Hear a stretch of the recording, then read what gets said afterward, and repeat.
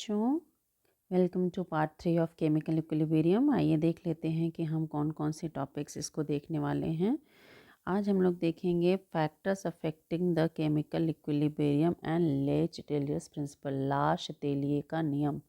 ला शातेलिए का नियम ये बहुत ही इम्पॉर्टेंट टॉपिक है आपका एग्ज़ाम के पॉइंट ऑफ व्यू से, और बहुत सारी एप्लीकेशंस आपको समझने होते हैं कि रिएक्शन का जो दिशा होगा वो किस ओर जाएगा यदि हम किसी भी फैक्टर को चेंज करते हैं तो। ठीक है, तो फैक्टर्स अफेक्टिंग केमिकल इक्विलिब्रियम में ले चाटेलियस प्रिंसिपल्स हम देखेंगे। उसके बाद देखेंगे effect of catalyst and noble gases. वो छोटा सा टॉपिक है लेकिन जान लेना चाहिए क्योंकि ये काफ़ी ज़्यादा बेनिफिशियल है आपको जानने के लिए कि आखिर कैटलिस्ट का प्रभाव डालता है और किस तरह नहीं डालता है। जैसे हम जानते हैं कि कैटलिस्ट का कोई प्रभाव नहीं पड़ता है ना, लेकिन आगे हम देखेंगे कि एक्चुअली क्या होता है। ठीक है, उसके बाद हम देखेंगे डिग्री ऑफ डिसोसिएशन बेटा, जिसको हम अल्फ़ा से प्रदर्शित करते हैं, है ना। वियोजन की मात्रा क्या है, और फिर हम लास्ट देखेंगे relation between density, vapour density and degree of dissociation. Density आप जानते हैं घनत्व को कहते हैं, वेपर डेंसिटी किसको कहते हैं, वाष्प घनत्व को कहते हैं, और डिग्री ऑफ डिसोशिएशन आप जान ही रहे हैं अल्फ़ा। तो इनके बीच में क्या संबंध है इसको हम देखेंगे। ठीक है, तो आइए फटाफट से स्टार्ट करते हैं। ला शातेलिए का नियम। बच्चों, ला शातेलिए का जो नियम होता है वो किसी भी, पहली बात जान लीजिए कि केमिकल इक्विलिब्रियम के लिए होता है। ठीक है, यानी कोई भी केमिकल इक्विलिब्रियम आप कंसीडर कीजिए, सपोज कि H2 plus I2 gives HI। अगर ऐसी स्थिति है तो ऐसी परिस्थिति में इसमें हीट निकलता है बेटा, ऊष्मा का उत्सर्जन होता है, 3000 कैलोरी ऊष्मा निकलती है। ठीक है, अब ये आपने देखा कि केमिकल इक्विलिब्रियम यहाँ पर एग्जिस्ट कर रहा है। तो जब एग्जिस्ट कर रहा है वो ऐसी ही जगह पर ला शातेलिए का नियम काम करता है।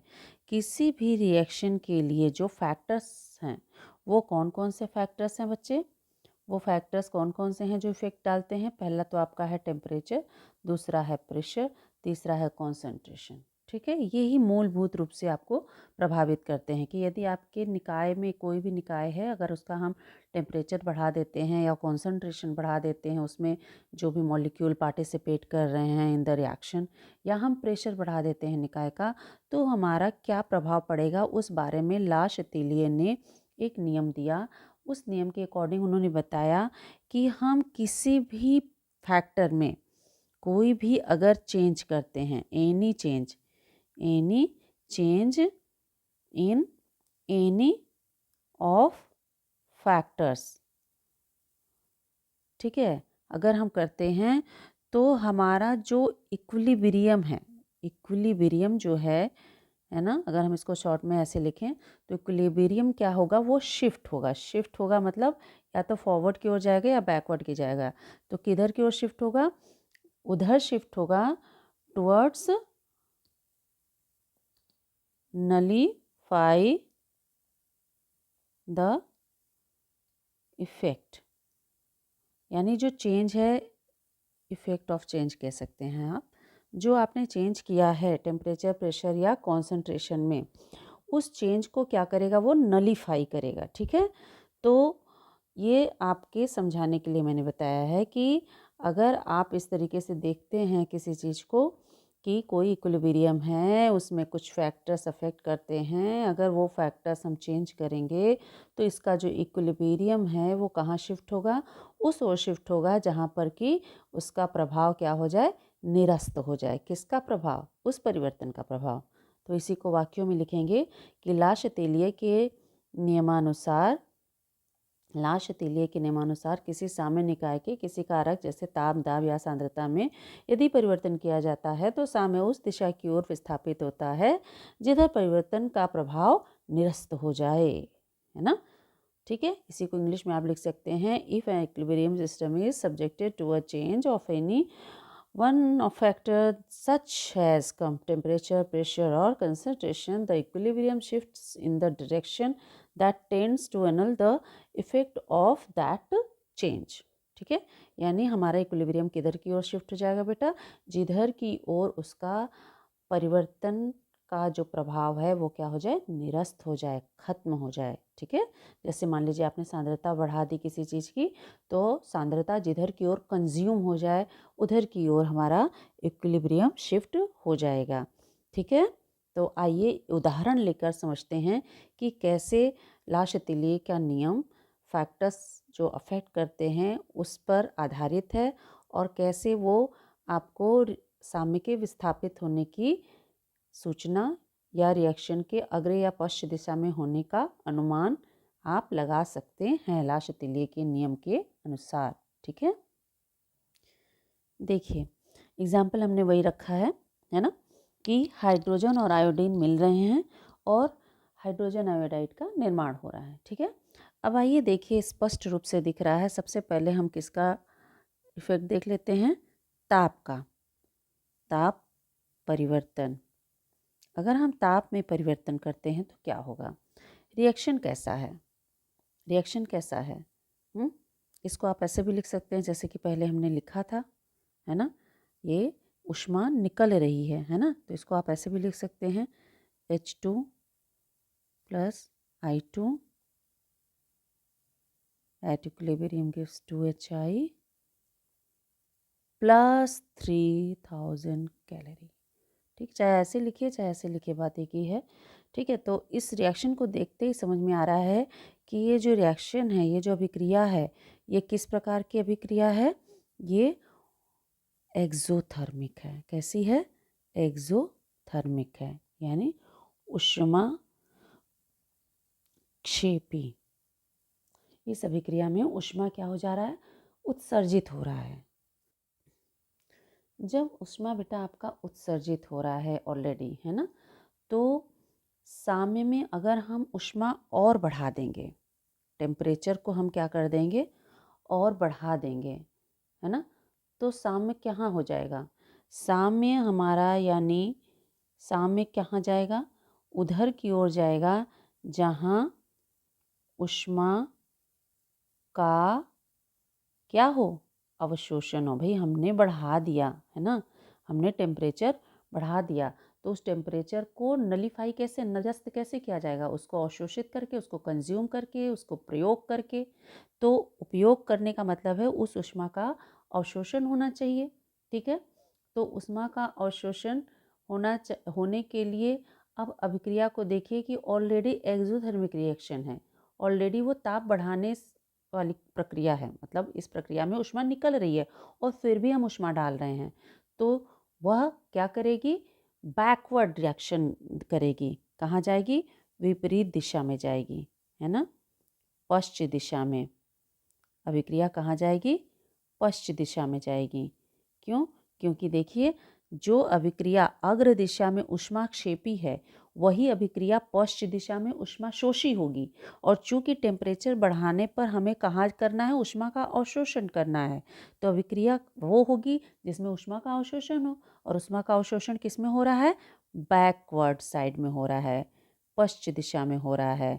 तो यानी टेम्परेचर बढ़ाने पर साम्य पश्चिम दिशा में जाएगा और टेम्परेचर घटाने पर साम्य कहाँ जाएगा, अग्र दिशा में जाएगा। क्लियर है, तो इस तरीके से लाशतेलिय के नियम के अनुसार आप ताप परिवर्तन को किसी भी जो है इक्विलिब्रियम पर समझा सकते हैं। ठीक है, इसी तरीके से आप कॉन्सेंट्रेशन चेंज को भी बता सकते हैं। जैसे आपने सांद्रता परिवर्तन की अगर हम बात कर लें, ठीक है, सांद्रता परिवर्तन,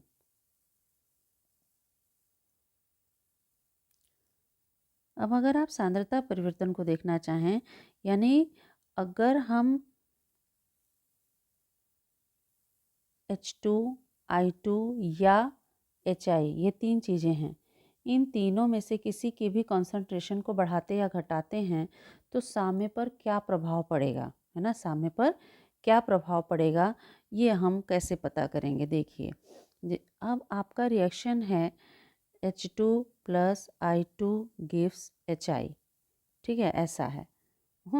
अब हम अगर मान लीजिए हाइड्रोजन बढ़ा देते हैं, तो हाइड्रोजन बढ़ाने का मतलब क्या है कि H2 की सांद्रता बढ़ गई, ये इंक्रीज़ हो गया। ठीक है, जब ये इंक्रीज़ हो गया तो साम्य कहाँ जाना चाहिए? साम्य किस ओर जाएगा? साम्य किस ओर जाना चाहिए? जहाँ H2 क्या हो? कंज्यूम हो, यानी ये जो बढ़ी हुई मात्रा है वो क्या हो जाए? कंज्यूम हो जाए, फिर से साम्य स्थापित हो जाए। ठीक है, तो कंज्यूम कब होगा? जबकि H2 से HI बन जाए तो कंज्यूम हो जाएगा, यानी कि कहाँ जाएगा? अग्र दिशा में जाएगा। कहाँ जाएगा? अग्र दिशा में जाएगा। सीधी सी बात है कि अगर हम रिएक्टेंट्स को बढ़ाएंगे, है ना, तो अग्र दिशा में जाएगा साम्य प्रोडक्ट बढ़ाने के लिए। अगर हम प्रोडक्ट का कंसंट्रेशन बढ़ाते हैं तो दिशा किसी हो जाएगी साम्य की? पश्च दिशा हो जाएगी, क्योंकि जैसे ही हम प्रोडक्ट का कंसंट्रेशन बढ़ाएंगे तो उसको कंज्यूम होने के लिए बैकवर्ड रिएक्शन करना पड़ेगा, तभी उसकी सांद्रता क्या होगी? कम होगी, खर्च होगी। समझ रहे हैं ना? लाशतीलिए यही कहता है कि हमारा कोई भी चेंज है ना, कॉन्सेंट्रेशन में है, चाहे टेम्परेचर में है, चाहे प्रेशर में है, अगर वो चेंज हो रहा है तो साम्य उधर की ओर विस्थापित होगा जिधर की ओर वो जो चेंज है वो तुरंत की तुरंत क्या हो जाए? निरस्त हो जाए, ताकि फिर से साम्य स्थापित हो सके। समझ रहे हैं ना बात को? तो अगर हम रिएक्टेंट को बढ़ाएंगे तो reactant will consume to form product, यानी फॉरवर्ड रिएक्शन होगा। यदि हम प्रोडक्ट की कंसंट्रेशन को बढ़ाएंगे तो रिवर्सिबल रिएक्शन होगा, यानी पश्चिम दिशा में साम्य शिफ्ट हो जाएगा। ठीक है, समझ रहे हैं बात को? इसके बाद देखिए, अगर आप दाब परिवर्तन को समझना चाहें, दाब परिवर्तन का प्रभाव देखना चाहें, प्रेशर में कोई चेंज करना चाहें, तो प्रेशर का जो इफ़ेक्ट है बेटा वो वहीं नज़र आएगा जहाँ पर आपका इक्विलिब्रियम कैसा है? गैसियस है। और चूंकि हमारा ये इक्विलिब्रियम कैसा है? एक गैसियस इक्विलिब्रियम है, एक गैसियस इक्विलिब्रियम है, तो इस पर आपका चेंज ऑफ प्रेशर आराम से दिखाई देगा। ठीक है, तो आप देखिए कि जैसे ही हम प्रेशर को इंक्रीज़ करेंगे, किसका प्रेशर? सिस्टम का प्रेशर।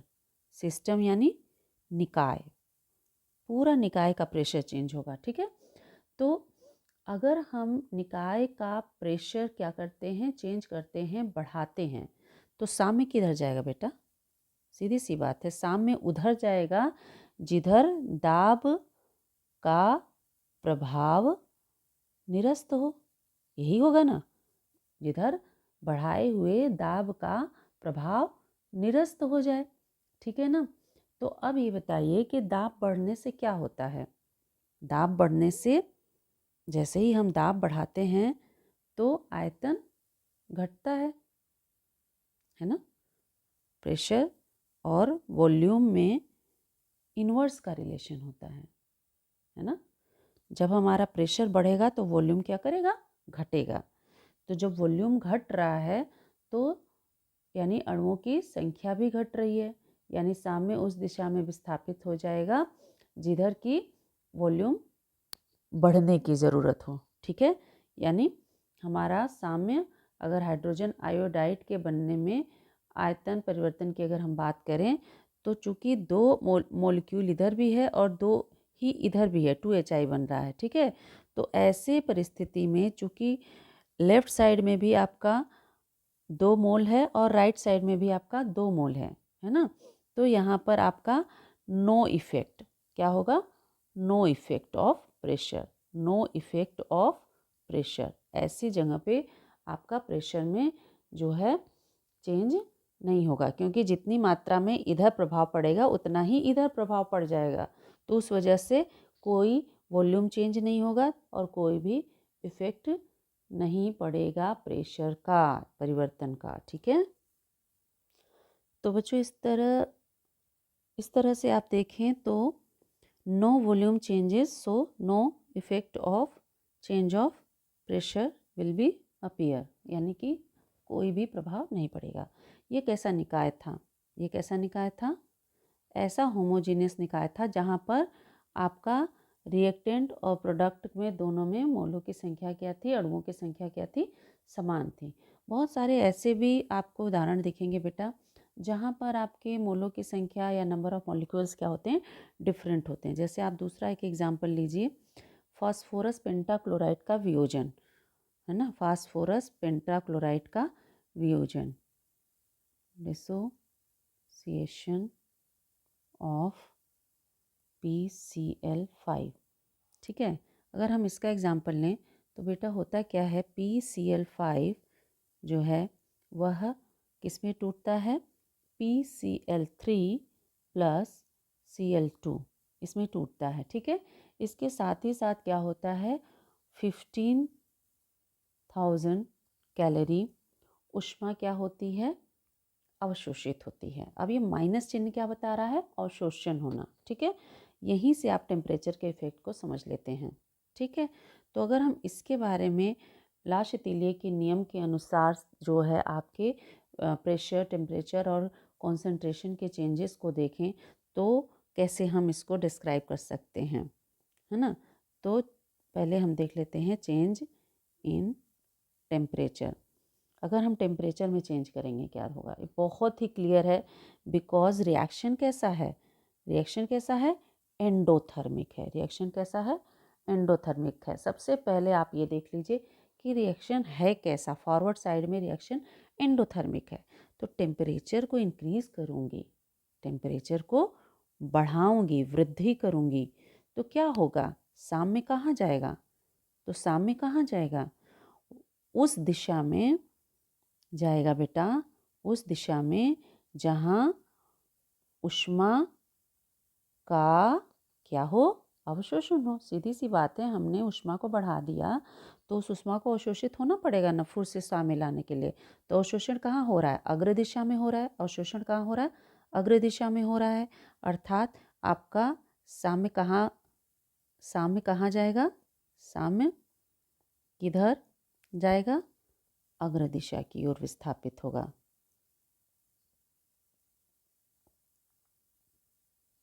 यानी रिएक्शन फॉरवर्ड होगा। रिएक्शन कैसा होगा, फॉरवर्ड रिएक्शन होगा। सिमिलरली अगर हम यहाँ पर टेम्परेचर, इस केस में टेम्परेचर डिक्रीज करें, बेटा हर केस में अलग अलग प्रभाव देखने को मिलेगा। ठीक है, तो इसलिए आप रट नहीं सकते, आपको समझना होगा कि रिएक्शन कैसा है, एंडोथर्मिक है या एक्सोथर्मिक है। फॉरवर्ड साइड में अगर एंडोथर्मिक है तो क्या प्रभाव होगा, फॉरवर्ड साइड में अगर एक्सोथर्मिक है तो क्या प्रभाव होगा, चेंज रहेगा। ठीक है, तो यहाँ टेम्परेचर अगर हम डिक्रीज कर रहे हैं, क्या कर रहे हैं, घटा रहे हैं, कम कर रहे हैं। तो जब हम घटा रहे हैं टेम्परेचर, है ना, तो अब घटाने की स्थिति में क्या होगा कि ऑलरेडी हमारा जो है ये एंडोथर्मिक रिएक्शन था, ये ऊष्मा अवशोषित करना चाह रहा था। ठीक है, और लेकिन हो क्या रहा है, टेम्परेचर को घट जाने से ऊष्मा अवशोषित नहीं होगा, उसको तो और ऊष्मा चाहिए ना। तो ऊष्मा का अवशोषण किस साइड में हो रहा है, बैकवर्ड साइड में हो रहा है। किस साइड में हो रहा है, बैकवर्ड साइड में हो रहा है। तो साम्य कहाँ पर विस्थापित होगा, साम्य विपरीत दिशा में विस्थापित होगा। ठीक है, यानी रिएक्शन जो होगी वो कैसी हो जाएगी बेटा, इस परिस्थिति में बैकवर्ड रिएक्शन होगी, बैकवर्ड रिएक्शन होगी। ठीक है, समझ रहे हैं, इनको वाक्यों में आपकी किताबों में लिखा हुआ है, आप उस तरीके से लिख सकते हैं। मैं यहाँ सिर्फ आपको समझाने की कोशिश कर रही हूँ, क्योंकि अगर आपका कंसेप्ट क्लियर रहेगा तो आप कहीं भी किसी भी प्रकार से उसका डिस्क्रिप्शन स्वतः कर सकते हैं।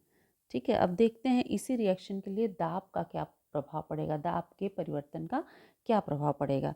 अब देखिए यहाँ पे आपका PCl5 था एक तरफ, ठीक है, और दूसरी तरफ क्या था, PCl3 भी है और Cl2 भी है ना। इधर एक अणु है और इधर एक और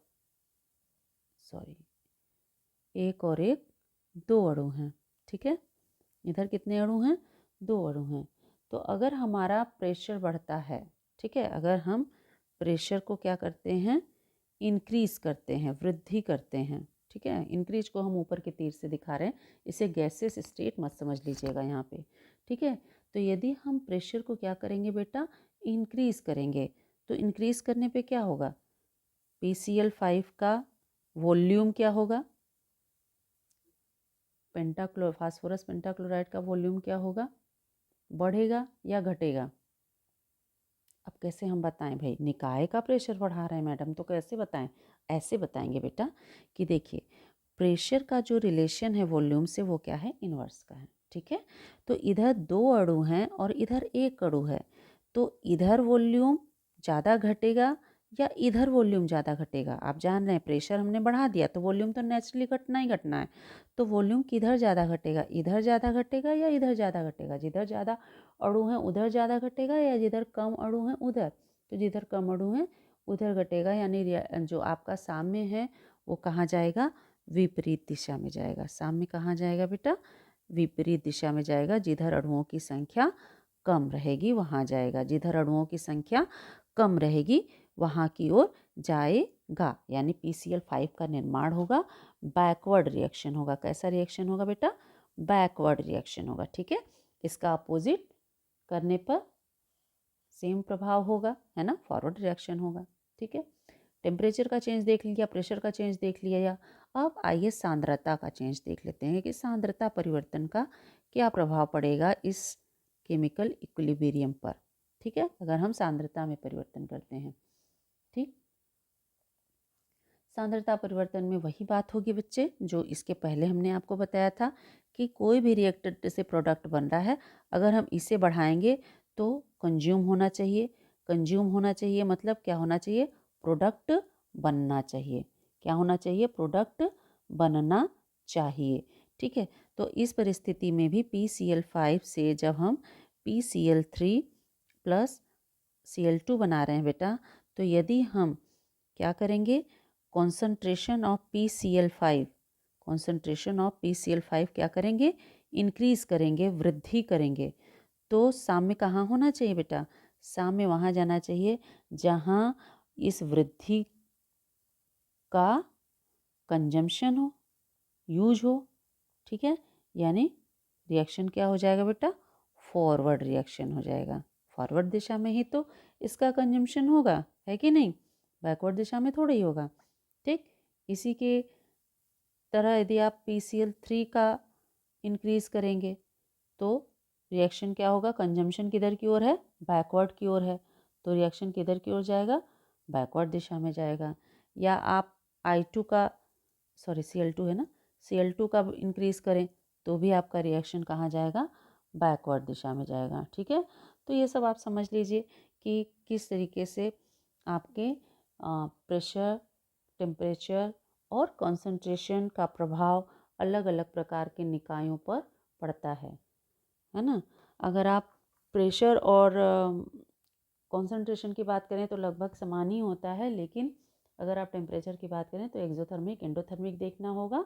और यदि आप प्रेशर की बात करते हैं तो number of molecules in reactant side and product side आपको ध्यान रखना पड़ेगा। ठीक है, इसके बाद बेटा हम लोग देख लेते हैं इफेक्ट ऑफ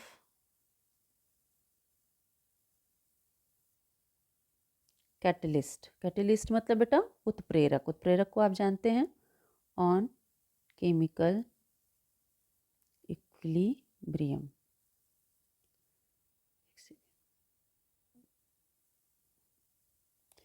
केमिकल इक्विलिब्रियम पर आपके कैटलिस्ट का क्या प्रभाव पड़ेगा। किसी भी इक्विलिब्रियम की अगर हम बात करें बेटा, तो हमारा कोई भी रिएक्शन अगर रिवर्सिबल रिएक्शन है और यहाँ पे कोई कैटलिस्ट C काम कर रहा है, तो वो जिस तरह से फॉरवर्ड रिएक्शन को अफेक्ट करेगा, ठीक उसी तरीके से बैकवर्ड रिएक्शन को भी प्रभाव डालेगा। दोनों पर सभाव प्रभाव डालेगा, दोनों दिशाओं में क्या करेगा बेटा, समान प्रभाव डालेगा। तो जब समान प्रभाव डालेगा तो यानी कैटलिस्ट के होने न होने का इक्विलिब्रियम पे कोई प्रभाव नहीं पड़ता, कोई प्रभाव नहीं पड़ता। देखिए बहुत सारी चीज़ें जो मैं टेक्स्ट में नहीं लिख रही हूँ, समझाने के लिए लिख रही हूँ, तो उसको आप सुनकर वाक्य रूप में जब नोट्स बनाइएगा तो वाक्य रूप में स्वयं ही लिख लेंगे। ऐसा नहीं कि जैसा मैम ने लिख दिया वैसा ही हम एग्ज़ाम में लिख देंगे। अगर ऐसा आप लिखेंगे तो आपको कोई भी मास्टर नंबर नहीं देगा। ठीक है, तो ये मैं समझाने के लिए आपको लिख रही हूँ। आप मेरे जो टेक्स्ट हैं उनको सुनिए और अपने से उसको लिख लीजिएगा। ठीक है, या आपको नहीं समझ में आए तो आप अपने टेक्स्ट बुक की भी मदद ले सकते हैं। ठीक है, तो उसके बाद अगर हम कैटलिस्ट की इस चीज़ को देख लिए कि अगर दोनों साइड में समान प्रभाव डाल रहा है, तो इसका मतलब इसका जो पूरा प्रभाव है वह क्या है, साम्यावस्था पर नहीं पड़ता है। पर एक प्रभाव जरूर पड़ता है कि ये समयांतराल को प्रभावित कर देता है। समयांतराल को प्रभावित करता है। समयांतराल मतलब कि जो केमिकल इक्विलिब्रियम प्राप्त करने का जो समयांतराल है, कितने समय बाद हमें साम्यावस्था प्राप्त होगी, वो साम्यावस्था प्राप्त करने के लिए समयांतराल किस चीज़ का? साम्यावस्था प्राप्त करने के लिए जो समयांतराल है उसको वो प्रभावित कर सकता है। कैसे कर सकता है? आप जानते हैं बेटा, जो कैटलिस्ट होते हैं वो दो प्रकार के मेनली होते हैं। ऐसे तो कई प्रकार का होता है, लेकिन इफेक्ट के आधार पर अगर आप देखें तो मेनली 2 टाइप्स के होते हैं। ठीक है, कैटलिस्ट चैप्टर देखेंगे आगे तो हम लोग सारे टाइप्स समझेंगे। तो पॉजिटिव कैटलिस्ट का मतलब होता है जो रिएक्शन को क्या करे? तीव्र कर दे। और नेगेटिव कैटलिस्ट का मतलब होता है जो रिएक्शन के वेग को क्या कर दे? मंद कर दे।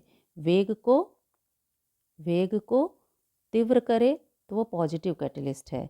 और वेग को किसको? अभिक्रिया के वेग को, आपके और हमारे वेग को नहीं, अभिक्रिया के वेग को मंद करे तो वो कैसा कैटलिस्ट होगा बेटा? नेगेटिव कैटलिस्ट होगा। ठीक है, तो पॉजिटिव कैटलिस्ट और नेगेटिव कैटलिस्ट ये तो समझ में आ गया। तो पॉजिटिव कैटलिस्ट होने से क्या होता है? अभिक्रिया का वेग दोनों तरफ से समान मात्रा में, ये भी बढ़ रहा है, ये भी बढ़ रहा है, दोनों तरफ से समान मात्रा में बढ़ रहा है। तो इसको स्थापित होने में क्या लगेगा? ज़्यादा समय लगेगा। क्या लगेगा? ज़्यादा समय लगेगा या कम समय लगेगा, ये सोचने की बात है। जल्दी से कब स्थापित होगा? भाई ये भी तेज़ी से हो रहा है, ये भी तेज़ी से हो रहा है, तो जो साम्य प्राप्त होगा, वो जो साम्य प्राप्त होगा वो क्या होगा? शीघ्र प्राप्त होगा। साम्य प्राप्त होगा कैसे? शीघ्र प्राप्त होगा, यानी समयांतराल घट जाएगा, यानी समयांतराल घट जाएगा। ठीक है, समझ रहे हैं ना? क्योंकि फॉरवर्ड रिएक्शन भी तेज़ी से हो रहा है, बैकवर्ड रिएक्शन भी तेज़ी से हो रहा है due to the presence of positive catalyst. तो होगा क्या? तेज़ी से होने से जो साम्य है वो तेज़ी से प्राप्त हो जाएगा, जल्दी प्राप्त हो जाएगा, शीघ्र प्राप्त हो जाएगा। तो साम्य को प्राप्त करने के लिए जो समयांतराल है वो घट जाएगा। उसी का अपोजिट इसे मान लीजिए, एक सेकेंड। ठीक है, उसी का अपोजिट क्या होगा? नेगेटिव कैटलिस्ट के लिए होगा। ठीक है, समयांतराल घट जाएगा इसमें, तो इसमें समयांतराल बढ़ जाएगा। समयांतराल बढ़ जाता है। ठीक है, इसमें समयांतराल बढ़ जाता है। पूरा लिख लीजिए भाई, नहीं तो आप लोग सोचेंगे कि वेग बढ़ जाता है। समयांतराल time interval to achieve the chemical equilibrium क्या हो जाएगा? बढ़ जाएगा, क्योंकि फॉरवर्ड रिएक्शन भी धीमे हो रहा है, बैकवर्ड रिएक्शन भी धीमे हो रहा है। तो धीमे हो रहा है तो साम्य धीमे स्थापित होगा। ठीक है, तो this is effect of catalyst, clear है? अभी इसके बाद देख लेते हैं इफेक्ट ऑफ नोबल गैसेस ना, इफेक्ट ऑफ नोबल गैसेस। अगर हम किसी निकाय में, गैसेस निकाय है, ठीक है, उस गैसेस निकाय में हम क्या करें? नोबल गैस डाल दें। ठीक है, तो उस नोबल गैस को डालने पर क्या प्रभाव पड़ेगा? ठीक है, देखिए सारी कंडीशन पे प्रभाव नहीं पड़ता है। इसके लिए हम देखते हैं कि अगर हमारा नोबल गैस डालने पर change in number of molecules zero है, change in number of molecules zero है, नंबर ऑफ मॉलिक्यूल्स का चेंज समझते हैं ना, यानी अभिकारकों का और उत्पादों के जो मॉलिक्यूल्स हैं उनके डिफरेंस ज़ीरो हैं, तो ऐसी परिस्थिति में हमारे नोबल गैस का no effect of noble gas. ठीक है, नोबल गैस डालने का कोई भी प्रभाव नहीं पड़ेगा ऑन केमिकल इक्विलिब्रियम। ठीक है, क्लियर है?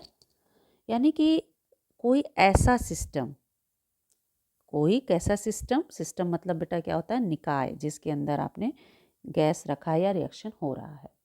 कोई ऐसा निकाय जहाँ पर नो चेंज इन वॉल्यूम हो रहा है, नो चेंज इन वॉल्यूम हो रहा है। वॉल्यूम पर जो है, अगर हम प्रेशर बढ़ा रहे हैं और वॉल्यूम पर कोई इफ़ेक्ट नहीं हो रहा है, नो इफ़ेक्ट। हम प्रेशर बढ़ा रहे हैं बट इफ़ेक्ट ऑफ वॉल्यूम क्या है, ज़ीरो है। तो ऐसी परिस्थिति में आप अगर नोबल गैस डाल भी देते हैं तो डेल एन हमारा ज़ीरो ही प्राप्त होगा। ठीक है, तो जब डेल एन ज़ीरो प्राप्त होगा तो उससे हम क्या कहेंगे, नो इफ़ेक्ट। ठीक है, कोई भी इफ़ेक्ट नहीं पड़ेगा। लेकिन बेटा ऐसे भी सिस्टम होते हैं, यहाँ पर वी को आप कांस्टेंट समझ सकते हैं कि वॉल्यूम आपका कांस्टेंट है हर परिस्थिति में। ऐसा भी निकाय होता है, सिस्टम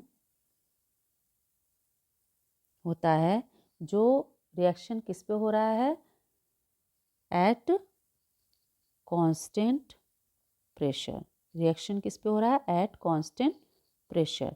तो जब कांस्टेंट प्रेशर पर रिएक्शन हो रहा है तो वॉल्यूम हमारा जो है किसी भी नोबल गैस को डालने पर क्या करेगा, घट या बढ़ सकता है।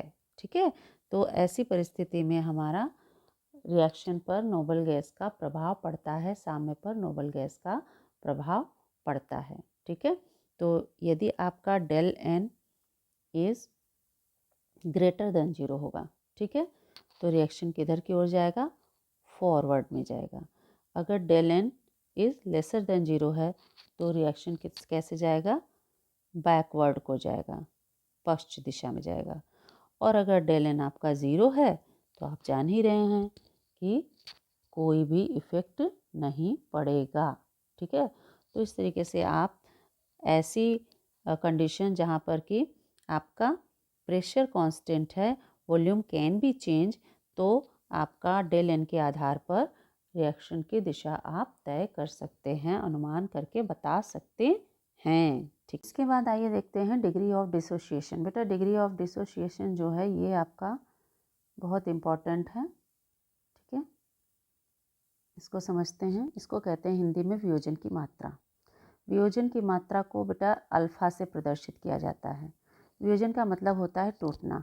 जब कोई रिएक्टेंट प्रोडक्ट्स में क्या करेगा, टूट जाएगा। ठीक है, तो रिएक्टेंट का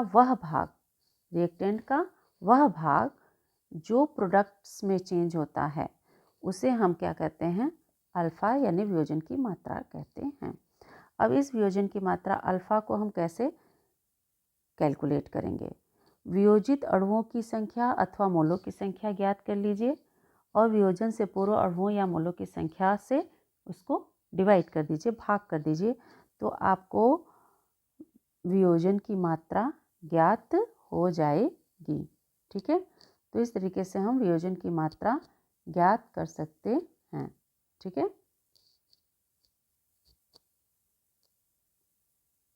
यह आपके वियोजन की मात्रा का सूत्र है। इसके बाद आपका लास्ट टॉपिक है रिलेशन बिटवीन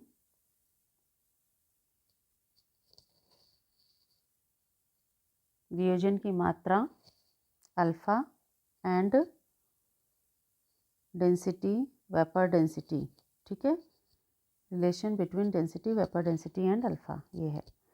तो बेटा आप जानते हैं कि आदर्श गैस समीकरण से PV इज इक्वल टू क्या होता है, NRT। तो PV is equal to NRT, जहाँ नंबर ऑफ मोल्स है N, इसको अगर A नंबर ऑफ मोल्स मान ले तो ART कर सकते हैं। तो नंबर ऑफ मोल्स A या N इज इक्वल टू हो जाएगा mass upon molar mass W upon M। ठीक है, तो ये जो PV is equal to NRT था या ART था उसको हम कैसे लिख सकते हैं, PV is equal to W/M/RT। This is your question number 1। ठीक है, अब आइए कंसीडर करते हैं एक गैसियस रिएक्शन जिसमें A molecule of gas change हो रहा है Y मॉलिक्यूल ऑफ B में। ठीक है, एट इक्विलिब्रियम हमारे अगर हम वियोजन की मात्रा ज्ञात करना चाहें तो कैसे ज्ञात करेंगे, पहले हमें देखना होगा कि वियोजन के पूर्व क्या संख्याएं थीं। ठीक है, तो अगर हमारा वियोजन के पूर्व संख्या क्या है A, इसको W/M भी लिख सकते हैं, A लिखिए या W/M लिखिए। तो वियोजन के पूर्व अगर A की मात्रा A है तो B की मात्रा कितनी होगी, 0 होगी, क्योंकि वियोजन तो हुआ नहीं है। तो बी की मात्रा कैसी होगी बेटा? 0 होगी। अब वियोजन के उपरांत या साम्यावस्था पर अगर आप देखें तो आपके रिएक्टेंट की मात्रा कितनी हो जाएगी, यानी NR बराबर अगर आप देखें तो क्या हो जाएगा? NR बराबर कितना हो जाएगा? A1 माइनस अल्फ़ा और NP बराबर क्या हो जाएगा, यानी प्रोडक्ट के नंबर ऑफ मोल्स के बराबर संख्या क्या हो जाएगी? YA अल्फ़ा के बराबर होगा। ठीक है, तो अगर हम साम्य पर कुल मोलों की संख्या को N0 से प्रदर्शित करें, N0 से प्रदर्शित करें तो N0 बराबर क्या हो जाएगा? नंबर ऑफ रिएक्टेंट्स के moles and number of moles of product. तो इन दोनों को ऐड कर देंगे, इन दोनों को क्या कर देंगे बेटा? ऐड कर देंगे। तो हमें N0 इक्वल्स टू क्या मिल जाएगा? A1 minus alpha plus YA alpha. इसको साधारण गणित है, खोलेंगे। A minus A alpha plus YA alpha, A को कॉमन ले लिया, अंदर हमारे ब्रैकेट में क्या मिल गया? 1 minus alpha plus Y alpha. तो इस तरीके से अगर आप देखें तो साम्यावस्था पर जो आपका वियोजन के पूर्व मात्रा था वह साम्यावस्था पर कितना गुना हो गया? इतना गुना, 1 minus alpha plus Y alpha गुना हो गया। ठीक है, अब अगर हम साम्यावस्था पर वॉल्यूम को V0 लें या V0 कहिए तो PV0 is equals to N0 RT मिलेगा। अब N0 की वैल्यू यहाँ से हम कहाँ रख देंगे? यहाँ रख देंगे। तो रखने पे हमको ये समीकरण मिलेगा, PV0 is equals to W/M 1 minus alpha plus Y alpha RT। ठीक है, ये क्वेश्चन नंबर 2 हो गया बेटा। ठीक, अब आप पक्षांतर कर लीजिए। क्या करिए? पक्षांतर कीजिए। इसको हमें घनत्व रूप में लाना है और घनत्व बराबर क्या होता है? द्रव्यमान बटे आयतन। तो द्रव्यमान और आयतन को एक साइड में ले आते हैं। द्रव्यमान और आयतन को क्या किए? एक साइड ले आए, बाकी को दूसरे साइड ले गए।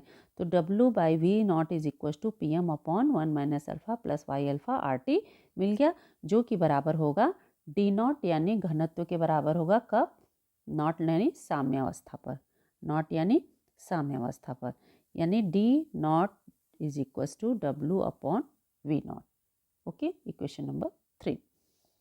अब अगर इक्वेशन नंबर 2 को इक्वेशन नंबर 1 से डिवाइड करें तो हमें बेटा मिल जाएगा V0 upon V is equal to 1 minus alpha plus Y alpha.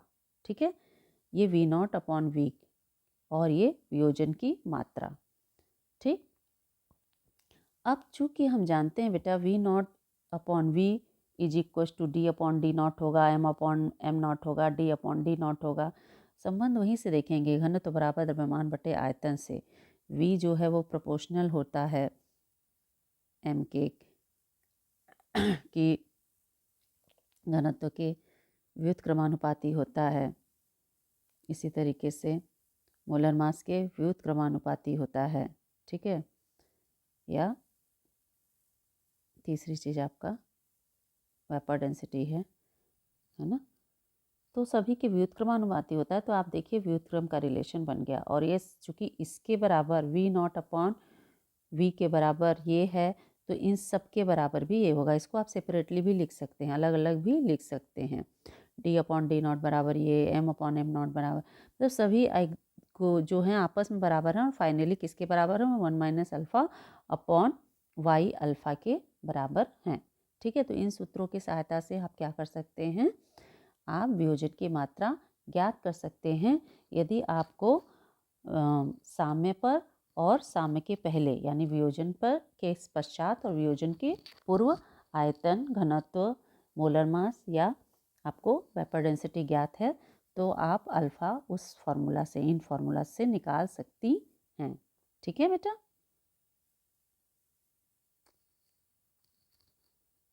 तो बच्चों ये आपके केमिकल इक्विलिब्रियम पार्ट 3 में आपका केमिकल इक्विलिब्रियम वाला हिस्सा कंप्लीट हो गया है। इस पे आधारित सभी न्यूमेरिकल्स को लगाइए, जितने डेरिवेशंस हैं उनको लगाइए, और जो भी समस्याएं हैं उनको पूछिए, हल कीजिए। ठीक है, keep learning, keep watching. Thank you so much for being with us.